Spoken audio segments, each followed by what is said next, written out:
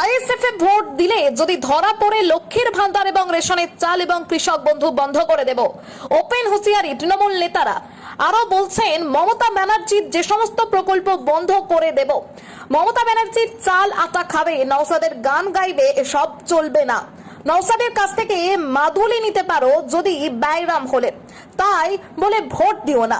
যদিও বা আইএসএফ এ ভোট দিতে গিয়ে ধরা পড়লে বুঝে নেব লক্ষ্মীর ভান্ডার চিকে মেরে দেব।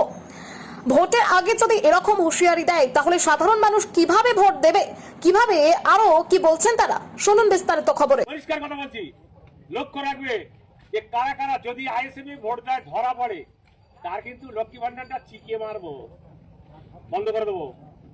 লক্ষ্মী ভান্ডার বন্ধ হবে, চাল বন্ধ হবে, কৃষক বন্ধু যা যা সুযোগ সুবিধে সরকারি সুযোগ তার কিন্তু বন্ধ হয়ে যাবে। পরিষ্কার কথা, তুমি খাবে সরকারের আর গান গাবে নওশাদের। নওশাদের কাছে তুমি মাদুলি দিতে পারো।